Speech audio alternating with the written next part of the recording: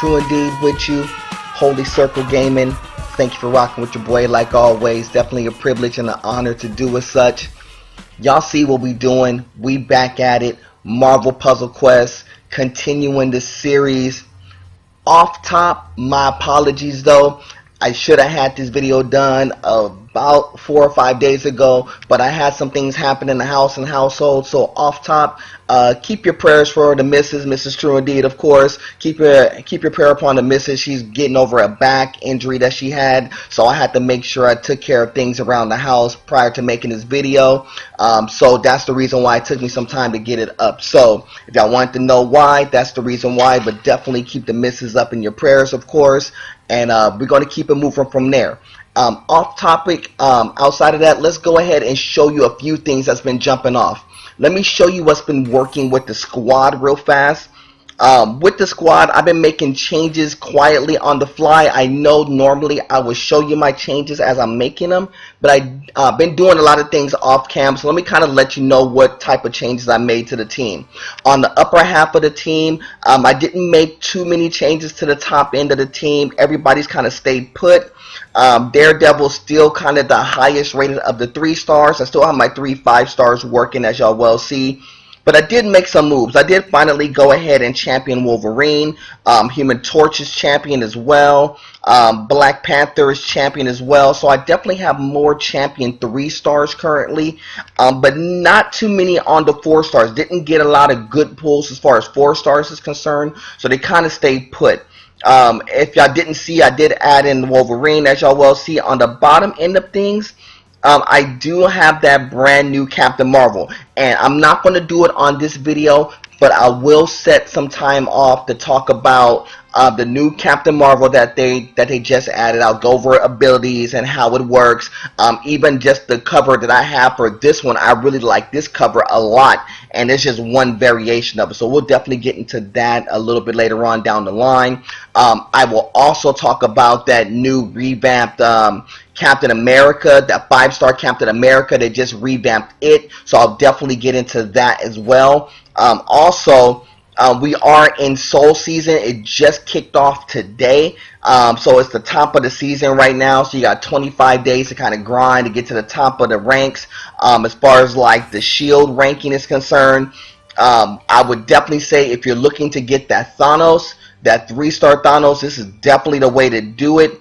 If you're rank 7 or even if you're like rank 6 or so, to get that Thanos card into your mix, and you definitely want to get this card into the mix, this will be the way to do it. If you get up to 1,700 points in the shield rankings, you could definitely get all 3 covers, and I definitely will tell you it is definitely worth having it. Now, what we're going to do, as y'all know at the topic of the video, we are going to break down the 3 stars. Now, with the 3-star breakdown, what I'm going to do is do it in sections. Because there's 41, now currently 42 3-star characters in the game currently, I'm going to break them down and go in sections. I'm going to do the bottom third, the middle third, and then the top third. So that's the way I'm going to break it down. So in this particular video, we're going to break down the bottom half of the 3 stars according to how the D3 boards posted it up. So on the boards, they have a list that's posted up. So what I'm going to do here is definitely show you what their list is comprised of. I'm not going to show you the top half just yet, but I will show you the bottom third and the middle third. So take a look at this.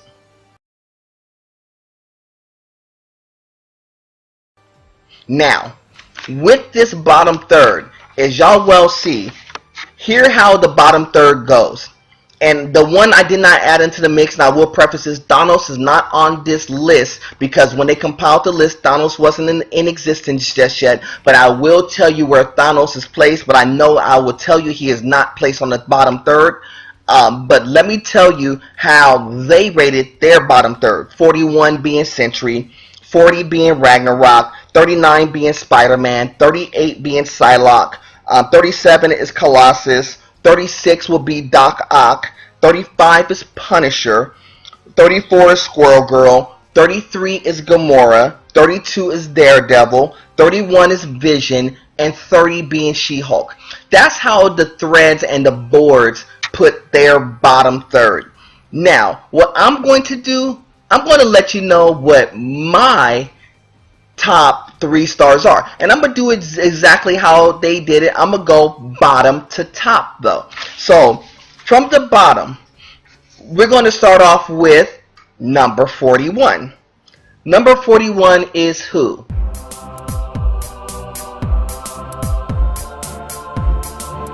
Sentry. Now, I agree with the boards in saying Sentry. Now, the reason why I understand Sentry is at the bottom of most people's list, and the Sentry is at the bottom of my list as well. And the reason why is this. I mean, and it's really super simple when it comes to Sentry. It takes a lot to get his abilities off, and a lot of it is really due to the countdown tiles for me. And I don't really like using countdown tiles because a lot of times when you're using countdown tiles, they normally get matched off really fast. The other thing I don't like about Sentry, and it was kind of my same thing that I thought about when I was playing with Juggernaut. I really don't like characters that damages the team or damages themselves. When you have characters that do damage to yourself, it almost feels like you're doing more harm than good. Now, in certain instances, it may work off to be better, and in certain instances, it doesn't. I just think that the way that they have Sentry currently constructed, it's hard to really place them in a team because you got to place them in a team where it's basically 2 tanks or somebody or some characters that have a lot of high health in order to utilize Sentry the right way. Now, I'll be the first to tell you, I've been playing Marvel Puzzle Quest for about a year, give or take, probably a little bit less than that. But there's been a lot of people who play Sentry pre-nerf. What does that mean? That was before Sentry was a lot stronger character. It was really the go-to character to get a lot of the versus gameplay, the versus modes out of the way really fast. A lot of people would use Sentry. Because they kind of dialed a lot of the abilities down, I don't think that it's as beneficial or as strong or as good as it should be, because if you take a lot of damage in the process, and a lot of times those countdown tiles get matched off too fast, and there's a lot of ways to kind of control like countdown tiles. So I definitely agree with the board in saying that Sentry being 41 and at the bottom of the 3 stars, I definitely agree with. So they have Sentry at 41, so do I. Y'all let me know if y'all agree with me or not. Let's move on to number 40.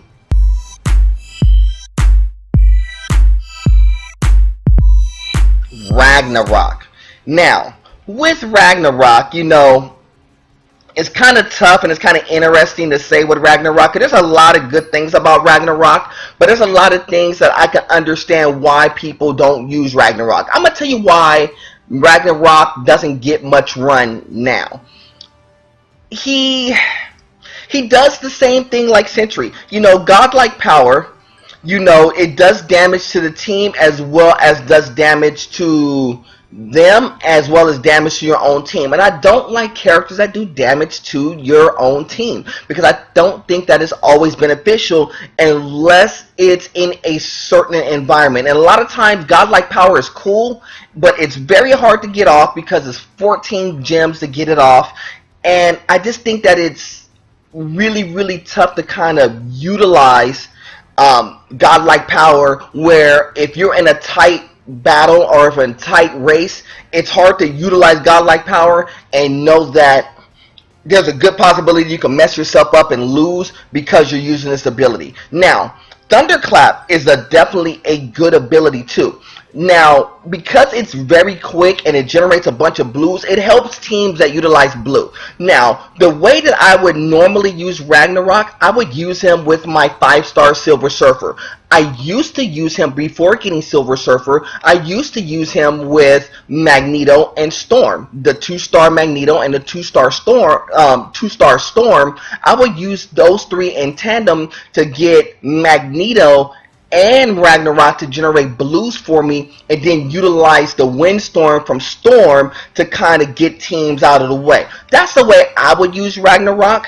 Lightning Rod is kind of a throwaway, gives away health and some charge styles. I just think that that ability is kind of a throwaway ability. So Ragnarok being at number 40 is exactly right, because I don't think you'll utilize him as much because there's so many other characters with a similar color scheme and similar abilities to do a lot better. And believe it or not, if you compared Ragnarok to the 2-star Magneto, you would almost choose the 2-star Magneto even above Ragnarok in a lot of instances. So Ragnarok sitting at number 40 is definitely the right position. The board had him at number 40. I have him at number 40 as well. So we're parallel side by side with each other. Now, let's move on to number 39.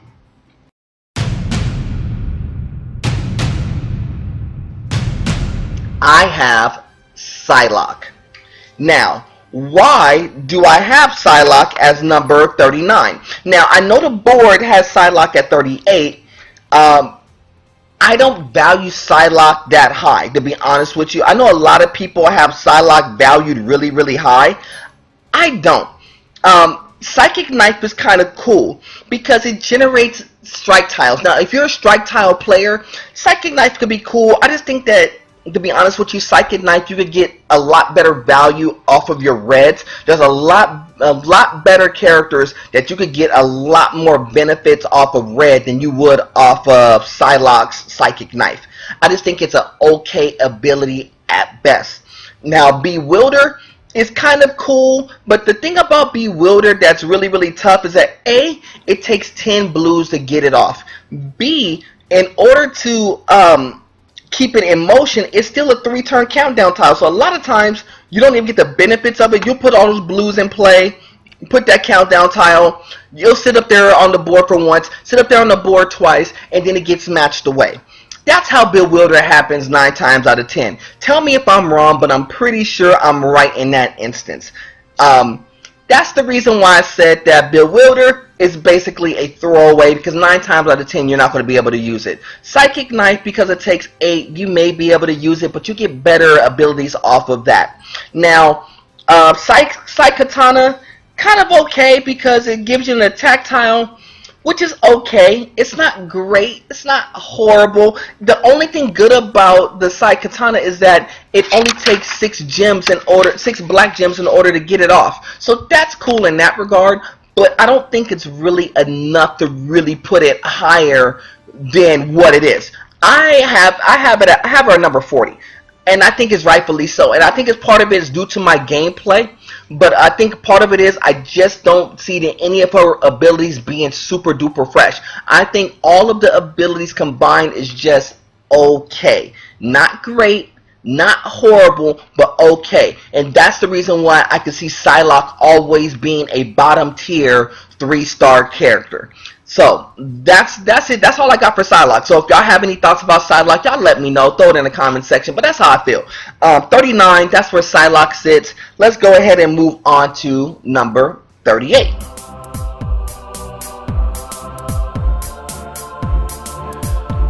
Colossus.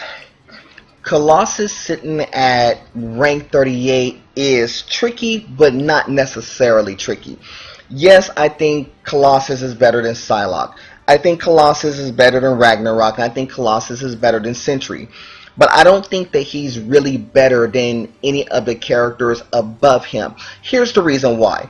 You know, Fastball Special for 13 black gems, that is a high cost just to throw your other characters in the air, let them sit. Even though they get a chance to get an ability off, you don't know which ability it is, and you don't know how it's going to play out. And a lot of times Colossus either gets dinged up a lot or dies because you have your 2 other characters in the air, whereas you would rather have them in motion doing some work in conjunction with Colossus as opposed to Colossus just taking a lot of damage. So Fastball Special, I don't put a lot of stock value in. Colossal Punch, on the other hand, is pretty cool, but the thing about Colossal Punch is, for the amount of gems that it takes 11 gems. You could probably get better value off of the 11 red gems than you would with Colossal Punch. But it's cool that Colossus has it, because if you do utilize Colossus, then it's definitely a decent ability, but not a great ability. But most people use Colossus really for immovable object. Now, it really depends on how much you value immovable object, depends on how you would technically rank Colossus. Now, I personally didn't rank Colossus high when I did my voting. I ranked Colossus in the lower levels like a 2 or a 3, because I don't use Colossus. When I had Colossus for a small period of time, I didn't have him on my line for a long period because he just didn't do anything for me. Immovable object is cool because he can absorb a lot of damage in order for 2 other characters to get their abilities off. But 9 times out of 10, if you're dealing with, characters that do team damage, it just doesn't matter. So it kind of wipes away that effect off. So that's the reason why I think Colossus is properly ranked at 38. I don't think that he's special. I think that immovable object is the one that you really got a question mark, and that may change him being ranked a little bit higher in some people's eyes. But for me, being ranked 38, that's exactly where he should be. He shouldn't be like completely at the bottom, but it's just not too much I could do with him. I do apologize, but I just got to be honest with you. But that's how I feel about Colossus sitting at 38. That's my take. Y'all let me know if y'all have some different thoughts and ideas about Colossus. Let's go ahead and move on to who is ranked number 37.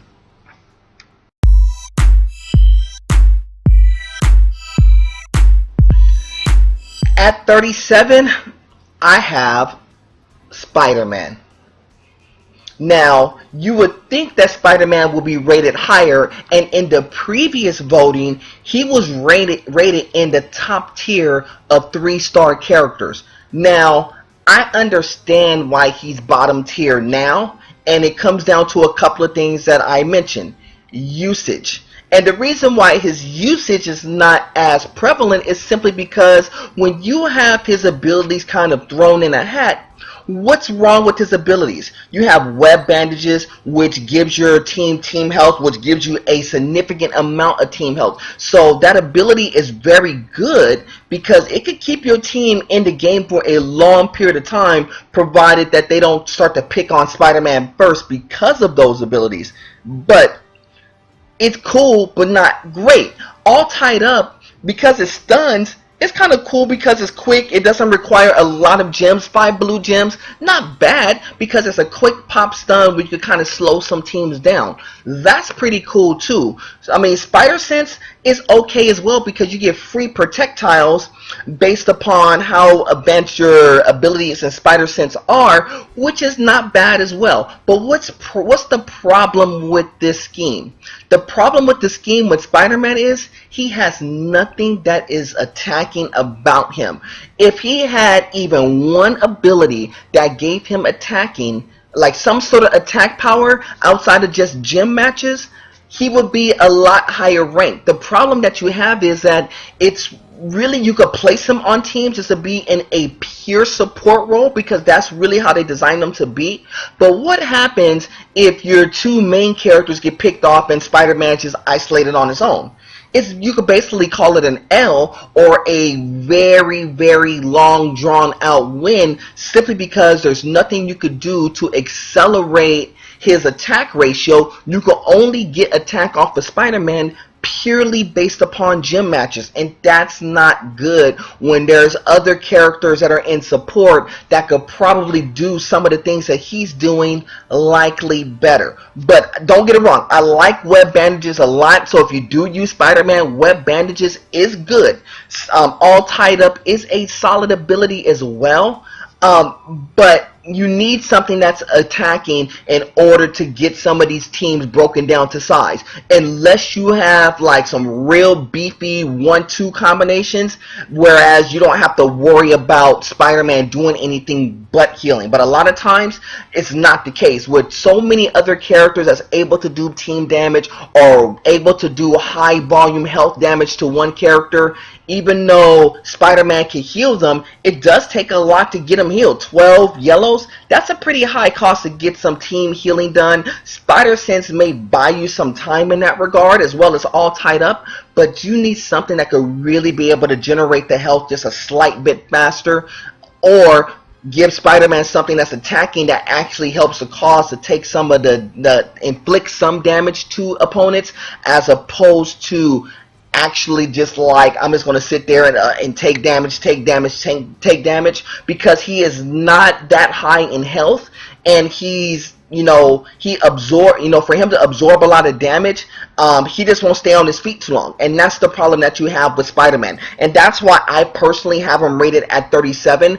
I did rate him a little bit higher. I think I rated him like, 5 out of 10 or so, because I think I value the abilities a little bit better, and I value the color scheme too. So if you're looking to rainbow with other characters, he's easier to rainbow with this color scheme, but like I said, you need an attacking ability when it comes to Spider-Man, and this particular version of Spider-Man doesn't have it. That's the reason why he's sitting at number 37. And like I said, let me know what your thoughts and ideas are about that. If you think I'm right, if you think I'm wrong, definitely feel free, let me know. Let's move on to who's rank number 36.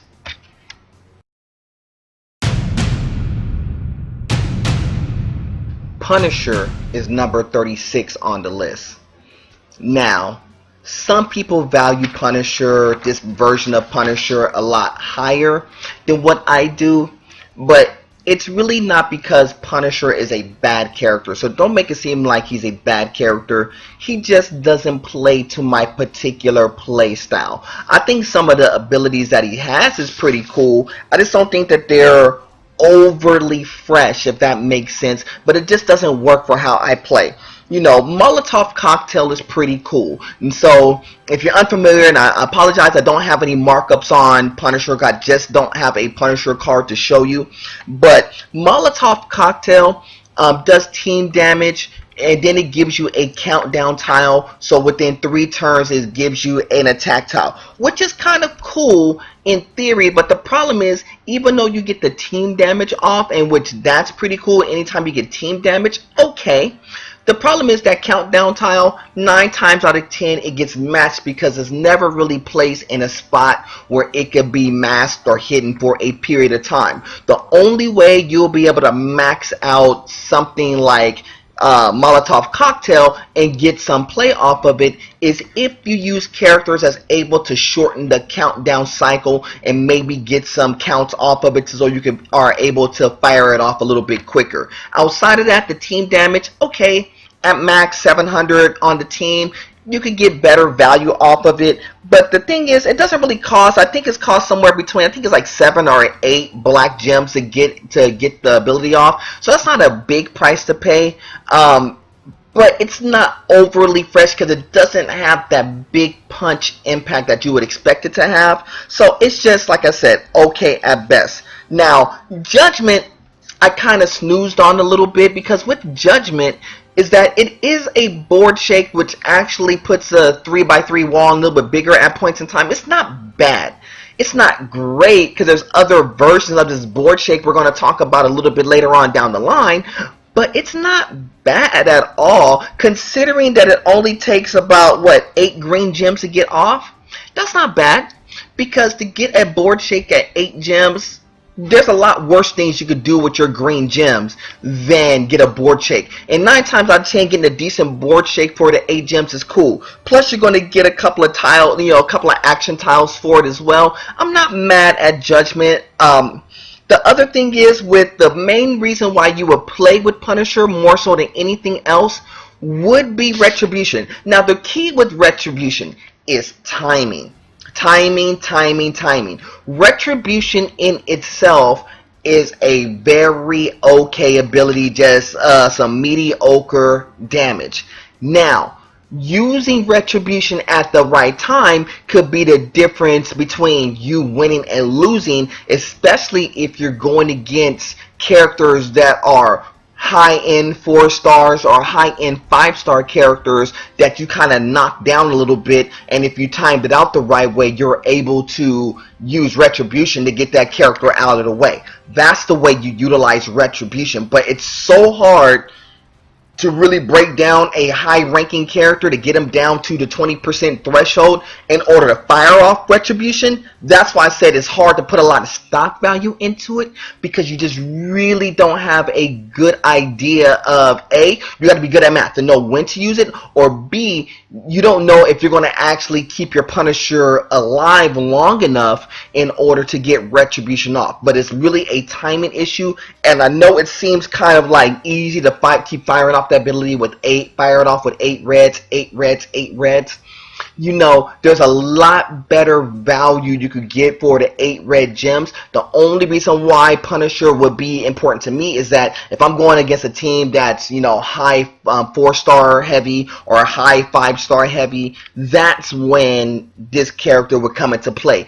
But really, it just doesn't work to my playstyle. So the red, green, black ability, you're going to get characters that are going to feature a similar color scheme that you're going to get better value for each of those gems, each of those gem colors. But Punisher is not bad. Better, like I said, better than the ones before it, but not overly fresh. I still think, just like the Room thought, it's just a lower tier 3-star, and I think part of it is that you can only pair them a certain way. Like for me, if I'm gonna rock with them, I would have to rock with them with like a 3-star Dakin with the 3-star Wolverine, and then match it up with him, and just hopefully that I could get enough chaos on the board to make everything work. But that's just me.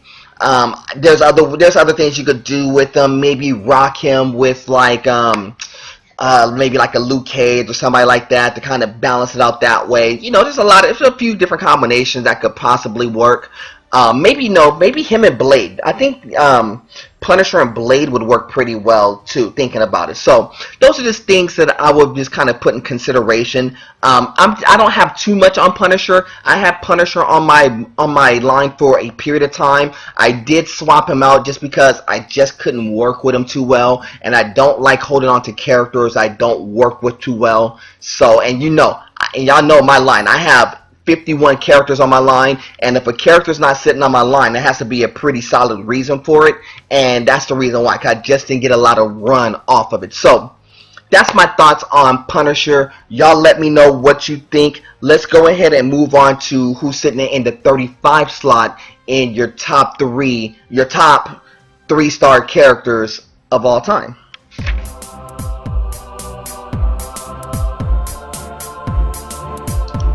Dr. Octopus. He sits in the number 35 slot. Now, why Doc Ock? You know, here's my thing about Doc Ock. I think he's a very good character. I just don't think that there's enough with him that you're going to utilize Doc Ock for a long period of time. You know, my thing about Doc Ock and his abilities, let me kind of break this down for you. Armed and Dangerous, very cool.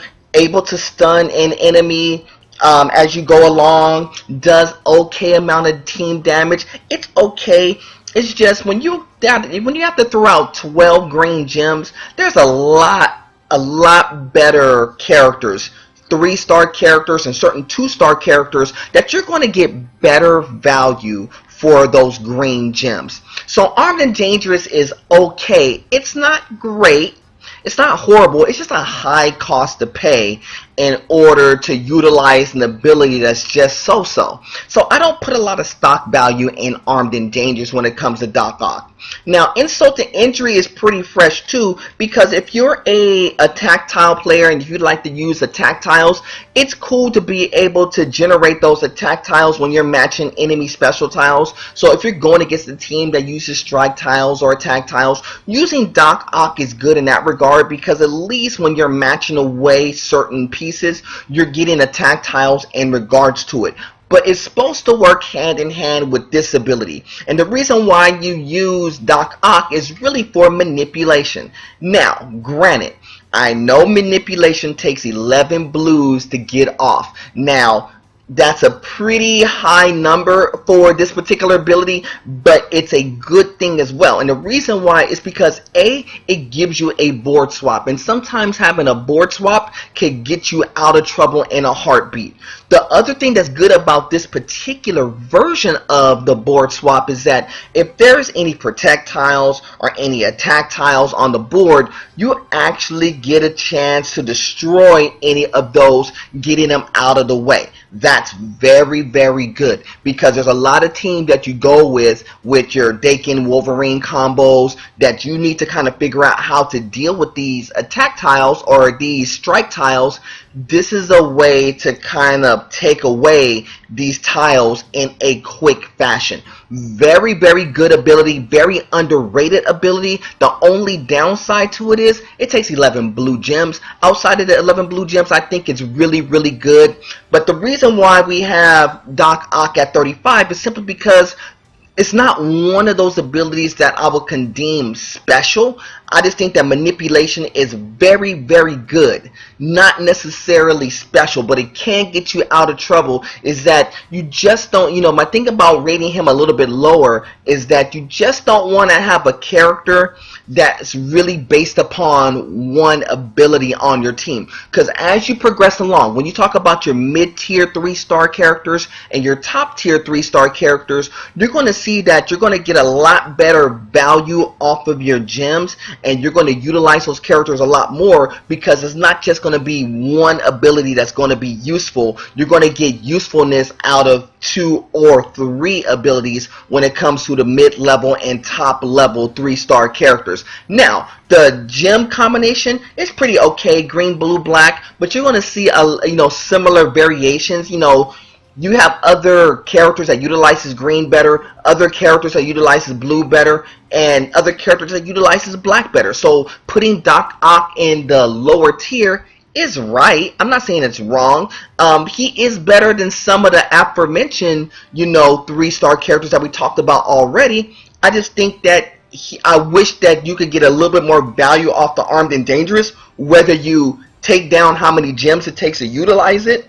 That would help. And even with manipulation, if you could kind of maybe dial down, instead of it being 11 blues, maybe get it down to like 9 blues or somewhere in that area, so it's actually you could actually get the board swap a little bit more often. I think that would be more beneficial, more so than anything else. Outside of that, I think Doc Ock is okay, not great, not horrible.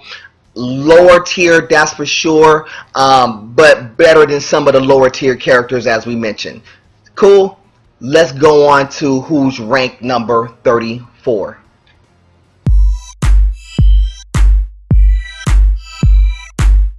Gamora. Man, Gamora. Shout out to the room. Now I got to shout out to Jackknife and some of the peoples in the room who told me to rock with Gamora. Now I'm gonna tell you right now, I really thought about putting Gamora like a number 40. I really did, but I really can't downgrade her that bad. I really don't like Gamora that much. I'm not going to front. I utilize Gamora because the room said Gamora is pretty fresh. And don't get it wrong, Gamora is actually not bad. Definitely better than what I thought. The one thing about Skullcracker that I like, and here's a good comparison. Let me make this comparison for you. You know what I told you about Doc Ock with the Armed and Dangerous? Skullcracker works just the same. Now, keep in mind they both use 12 gems, but what's the difference? With Armed and Dangerous, you only get to stun one character. With Skullcracker, at least you're stunning 2 characters for the same 12 gems. So I like that a little bit better than what I like in Armed and Dangerous. So for that alone, you have to put Gamora better than Doc Ock. Now, if I value Doc Ock at 35, I have to put Gamora above Doc Ock. No question. Just purely on the strength of that ability alone. Now, I like manipulation a little bit better, yes, but here's where like Razor's Edge come into play. Razor's Edge is really cool because you could really load up a lot of red gems and really do a lot of damage in quick succession. The problem that you have with like Razor's Edge is that you see those 5 reds and you want to utilize them really fast. And the way you're supposed to play Razor's Edge with Gamora is you want to stockpile till you get about 10, maybe 15, and really kind of chop down a character to size. That's how you kind of utilize Razor's Edge. That's something for my new school players if you haven't been rocking with Gamora. I like that ability. It's really when you're sitting on reds, it's kind of a weird thing because the way I play a lot of my teams, I have a lot of teams that utilize red gems, and so I don't value it as much as I do some other red gem abilities that I've been utilizing.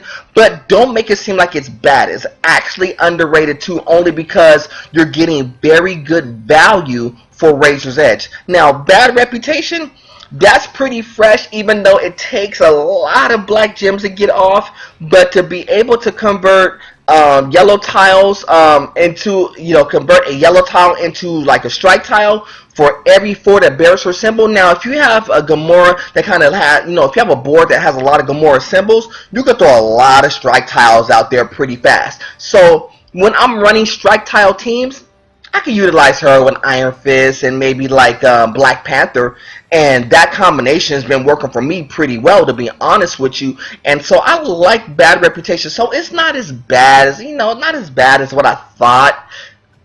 Not horrible. It's still not my favorite, but I have to give her a little bit more run to really maybe move her up some more. But right now, I kind of have her at 34, and rightfully so, because at first, she was going to be number 40. When I first was thinking about the list, it was going to be Gamora number 40, no question, right above Sentry. That's how I thought about it. But nah, a little bit more run once I really broke it down and really kind of rocked with it for a little bit again, because I had her, I dropped her, and now I have her again. Cool, like Gamora. We're definitely going to give her some more run as we go along. Shout out to the room who's been watching the videos and stuff. I'm going to continue to rock with Gamora. That's the reason why she sits at number 34 in my list. Let's go ahead and get to number 33. Squirrel Girl. Now, about Squirrel Girl, I can't really comment too much about Squirrel Girl. You want to know why? Because I haven't really used her too much. So I'm not going to go really ham about Squirrel Girl. The one thing that I will say is that Nuts from Above is definitely a good ability. I'm just going to read off the notes that I have here. Nuts from Above is a good ability because it does some pretty decent amount of damage. And, the problem that I have with some of it is you get a lot of match aways with her abilities. Countdown tiles get matched away. And when you're dealing with a lot of, countdown abilities, they normally don't sit on the board too long to stay in play. But I like Nuts from Above. I like the bigger they are. It's okay. Not great, but I would still say that all the abilities, Nuts from Above, the bigger they are, all of those are pretty good. But, nothing that's overly special, but better than what you were getting with Gamora. I like the color scheme that they use for Squirrel Girl. That's kind of cool too. It's just I can't really talk too much about Squirrel Girl. I just haven't given her enough run. I kind of put her at 33, not knowing if I should move her up or down. So I kind of kept her in the bottom tier because I don't know if she's better than what I'm projecting her to be. From the little bit that I did use of her, I thought that she was okay. I just couldn't utilize her really well, so I didn't use her much. I had her on the team for a small period of time and got off of it really fast because it's, Squirrel Girl didn't really play to my play style, to be honest with you. But I didn't rock with her enough. At least what I could say about when I was playing with Gamora, it was that I played with Gamora enough to know that I didn't like her. I didn't play with Squirrel Girl enough to know if I did or didn't like her. I just don't know if I should value her higher. I just think that she's kind of right where she is. I think the room kind of had it right, putting her in the bottom tier. And for her to be sitting at 33, I think it's about right. Like I said, the Nuts from Above is the one that gives you the best value here. The other two abilities is kind of a throwaway, to be honest with you. That's the way that I kind of see That's the way I kind of see it, to be honest with you. I don't see it to be really, really great. I don't see her abilities to be really, really horrible. I just think that they're going to be kind of average at best. And when you have a bunch of average abilities, it's always going to be bottom tier, because there's characters in the mid tiers and in the top tiers that have really, really good abilities or really good reasons why they're going to be in the mid or the top tier, and we're going to get into that in the next video. But that's the reason why I still say Squirrel Girl bottom tier, right where she is.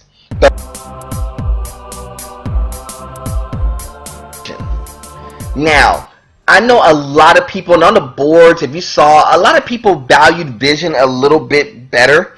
But I had him at 32. The room had him at 31. I was pretty close, because I thought like how the room thought.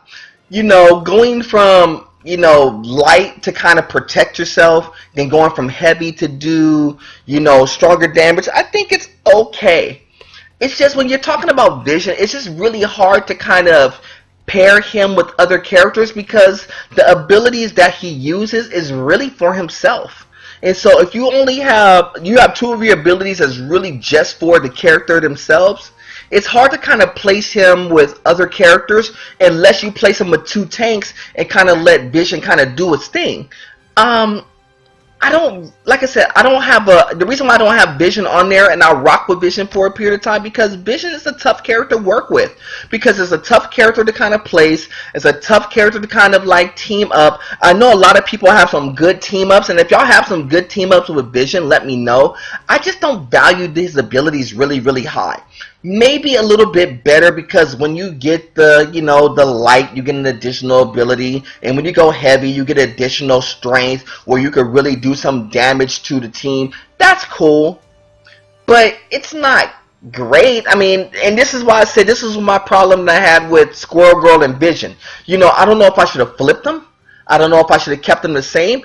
I just don't, you know, I really just didn't value what Vision is. I just don't like the way that his lack of pairing with other characters is a really downfall to me. I just think as you progress along, there's a lot other characters that you're going to use before you would use Vision. Even if you have Vision championed, you're not going to use Vision champion if you have other champion characters. Now, if Vision is your only champion character, okay, I can see him getting some run just on the strength of he's your only champion 3-star. But if he's not your only champion 3-star, or if he's kind of mid-tier, you're going to not use him. There's a lot of other characters that you're going to use well before you use Vision. A lot of times you use Vision literally just to get your Deadpool dailies out of the way, and he'll just sit there. He doesn't get no run. And that's the one thing about a lot of these characters on the bottom tier. A lot of these characters on the bottom tier, for me, don't get a lot of run. And that's the reason why they're sitting in the bottom tier, because the room is a lot like how I think. If they're not getting a lot of run, why are they going to be top tier? If they were top tier, they would get a lot more play. Vision is one of those characters that just doesn't get a lot of play from me. And the reason why is because with him not being able to pair, his going from light to heavy, heavy to light, only really benefiting him, just doesn't do enough for me. Like I said, y'all let me know what y'all think. If it's something that I'm not seeing, something that I'm not aware of, y'all definitely feel free, let me know. But it's just one of those things that I just kind of see that he is just not super beneficial to me. Now, let's go ahead and get to 31.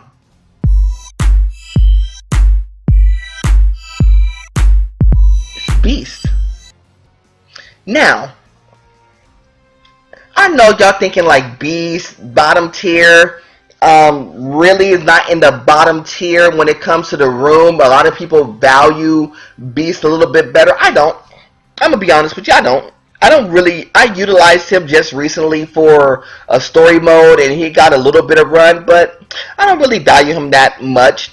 Mutagenic Breakthrough is cool because they fixed it. Before they had it, I think it took nine blue gems before they fixed it to get the mutagenic breakthrough off.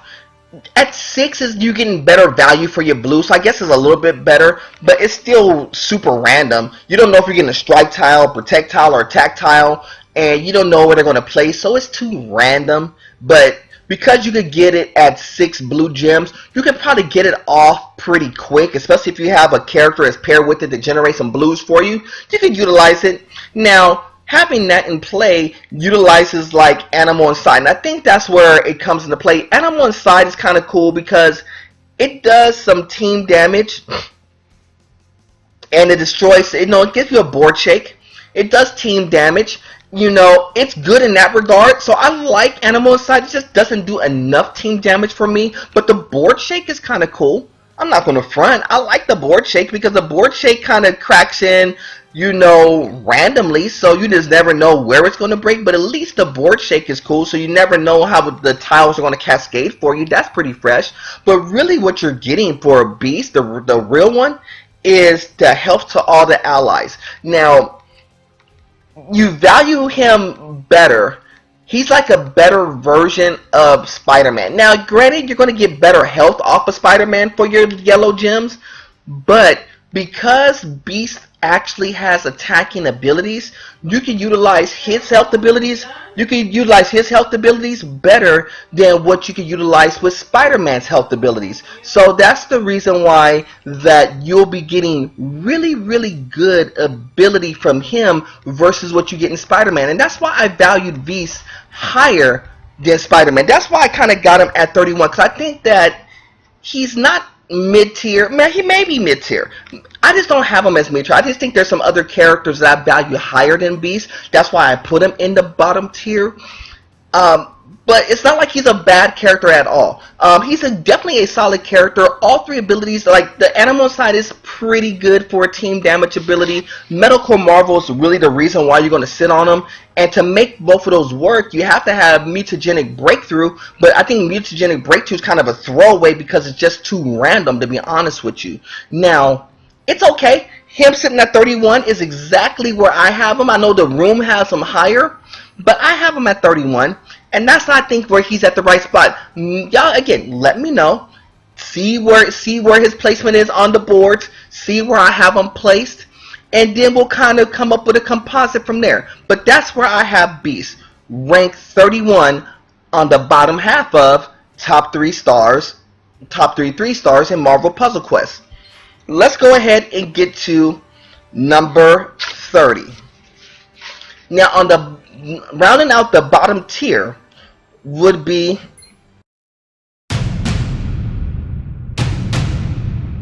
Sam Wilson. Now, y'all saying, why do I have Sam Wilson, rounding out the bottom tier at number 30? It's the same reason why I have Spider-Man that low too. Now, I value a lot of what Sam Wilson does. I think he pairs an awful lot better with a lot of teams. His gem scheme is what keeps him on a lot of teams. Inspiration is the reason why you utilize them, because the ability to utilize inspiration, if you have strike tiles, attack tiles, any of your action tiles could benefit immediately off of a yellow match based upon inspiration. For that alone, it's worth it, because a lot of times you're going to get a lot of yellow matches, and if you get double dip off the yellow matches, meaning that if you have a character that can utilize yellow matches, a Luke Cage or somebody who can utilize those yellow matches as well as be able to get inspiration off of them, I think you're going to be very beneficial. Bird Strike, to be able to get the projectiles on the board, that's cool too. You can litter the tile with projectiles. Inspiration is definitely going to boost them up. I think that's very good too. I just think it takes a little much to get it off. I mean, 12 purples, that's a high number to get those off. But you get 11 projectiles for your 12 purples. So basically it's about a 1-to-1 ratio. So I'm not mad at it, even though the strength is a little bit low. But they're going to be littered across the board. So if you could get those off the ground and, inspire them pretty fast, you could protect yourself from a lot of damage pretty fast. So I like that. Red Wing, I'm not big on that. I mean, it helps because it kind of converts, an attack or protect or strike tile into a 4-turn countdown. I don't think it's super beneficial because I don't think that there's one singular protect or one singular strike or one singular attack tile that's really going to do any type of major league damage that's really going to require you to use Red Wing that often. So it's kind of a throwaway ability to me. Really, if you're utilizing Sam Wilson, you utilize him for twofold. If you're a strike tile or tech tile player, or because of you're trying to rainbow your squad and make sure your squad is firm enough. And for him, he's good. The only thing that he doesn't do is heal, but Inspiration and Bird Strike kind of makes up for the healing, because if you could protect the team, that's just as good. So that's the reason why I have Sam Wilson at number 30. So let me go ahead and show you what the boards thought as their bottom list of the 3 stars.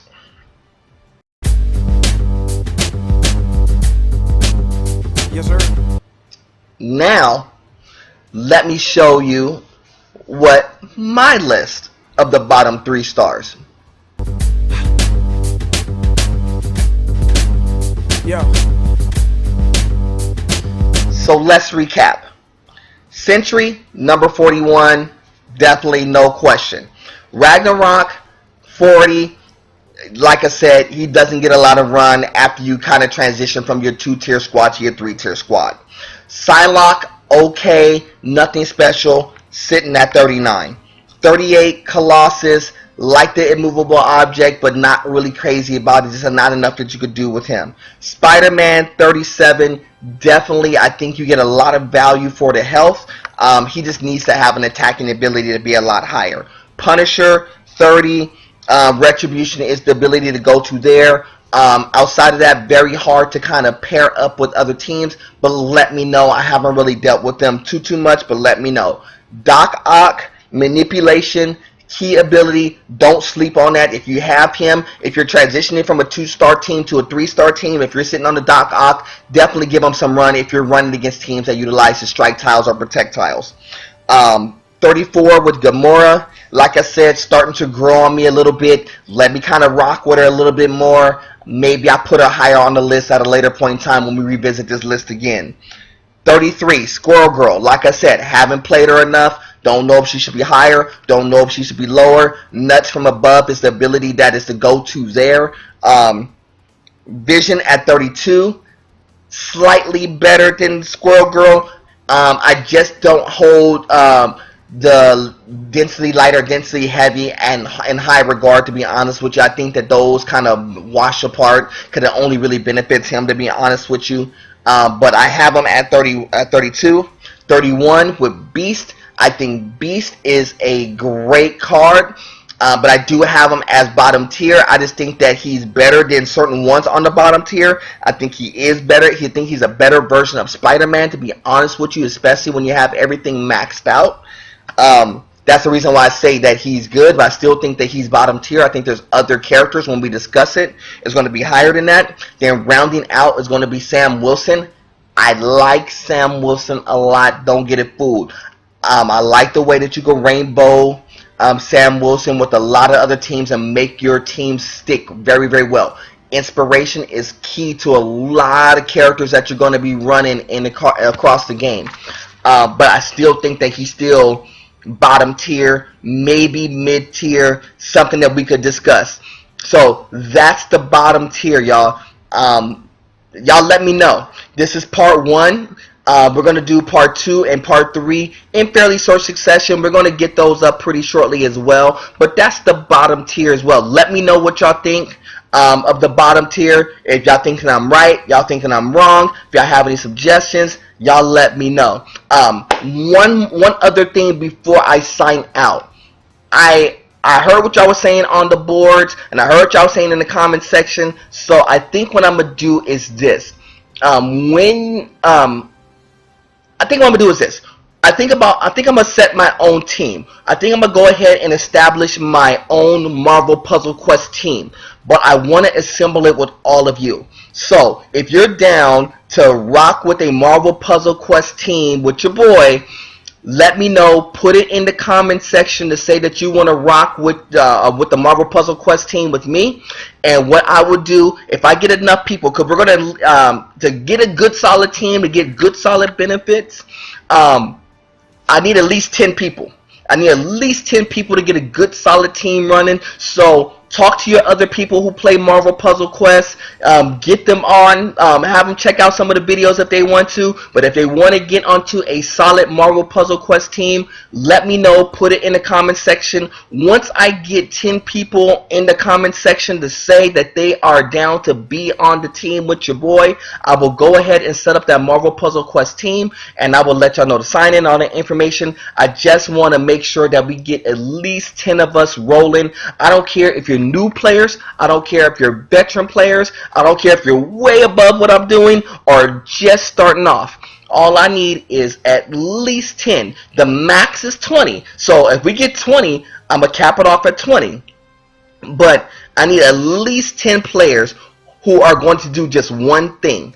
Just play consistently. That's all I ask. Play Marvel Puzzle Quest as consistently as you can, then I will go ahead and open that up to you. But leave that in the comment section, and we'll definitely go from there. So let me know if you're down to rock on the team with your boy. Let me know, because I'm definitely willing to do it. I'm definitely if you're watching this particular video when it goes up, let me know. Leave it in the comment section to say that, yeah, I'm down to be on the team. Let me know your thoughts and ideas about the bottom third. I'm going to definitely give you the middle third and the top third of the 3 stars relatively shortly, and we're going to go from there. So that's all that I have for this one. Actually, let me go ahead and do this. I have 68 coins. I haven't pulled one on cam for you, so let's go ahead and pull one of these, shall we? Let's pull a legendary real fast. Let's see if we get a 4 or a 5, and we get a 5-star. That's what I'm talking about. That's a good way to close out. 5-star pull right before we leave. Let's see what we got here. Old Man Logan, Die Hard. I actually like this card too. When we start talking about 5 stars, I'm going to tell you why they have it rated as a top rated 5-star. And best believe he's getting on the team pretty shortly, because I really like this card. I just wish I had something to pair up with him, but very good. So let me go ahead and sign off from there, family. Y'all know who I am. I'm Mr. True Indeed, of course. Y'all know who I represent. It's the Holy Circle Gaming. Like always, it's God above everything. Until the next time, family, we'll do it again soon. Salute.